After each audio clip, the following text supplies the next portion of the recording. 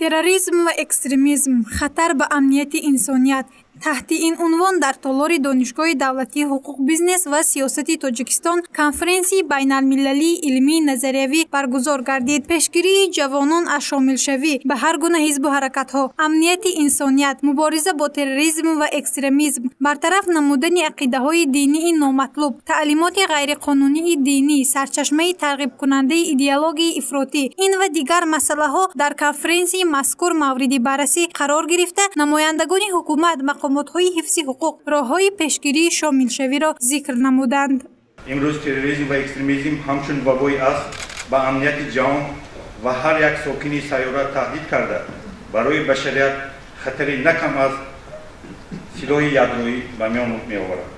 مبارزه بر ضد تروریسم و اکستریمیسم و دیگر تهدیدهای زمان معاصر یکی از سمت‌های مهم فعالیت حکومت جمهوری تاجیکستان و سیاست داخلی و خارجی آن میباشد. متحد نمودن تدبیرهای مقامات دولتی، مقامات خودادارکنی شهرک و دهات، نهادهای جامعه شهروندی و سازمانهای بین المللی، پنهشوی غایه‌های تروریستی و اکستریمیستی و بلند برداشتن مقامات‌های وکالتدار اوید به پیشگیری از هر گونه حزب و حرکت‌ها. این یکی از هدف‌های اساسی استراتژی ملی جمهوری تاجیکستان اوید به مقاومت به اکستریمیسم و تروریسم بوده. برای در عمل تطبیق نمودن یک چند قانون و سندها چاره‌های ضروری می‌اندیشند. سردار شعبه مقاومت با تروریسم، اکستریمیسم و نظارت اجرای قانونها در سمت امنیت ملی پروکراتور ولایت سوخت سمینجان شریفزاده از مفهوم تروریسم و اکستریمیسم حرف زد. زیرا مفهوم تروریسم این صادر نمودن ترخیص، سوختن، تیرپرانی، رساندن زیر جدی آنها، خواهندار ساختن امنیت جمعیتی و ترساندن اهالی فهمیده می‌شود. اکستریمیسم ifade مفکوره و فعالیت اکستریمیستی که برای بالای زوراوری و عملهای دیگر ضد قانونی حل نمودن مسائل سیاسی، جمعیتی، اجتماعی، ملی، نژادی، محلگرایی، دینی روانه کرده شده است.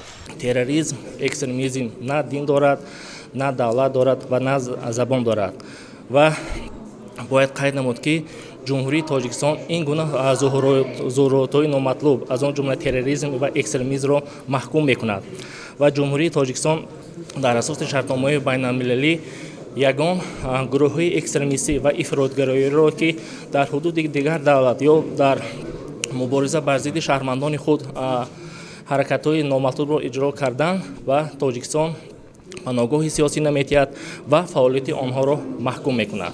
برای این گونه حرکت‌های نامطلوب را مبارزه برده کردن ما نباید یک چاره‌بینی که محدود شویم. ما باید منتظم کارهای فهماندهی از جانب خود مقامات حفظ حقوق باید در همه قشرهای جامعه باید کارهای فهماندهی گزارده شود. کدام حرکت کدام به حرکت جنایت چی باید کرد که این گونه حرکت‌های نامطلوب جوانان پیروی نکنند. ما باید همه روزه هر لحظه باید مبارزه بریم.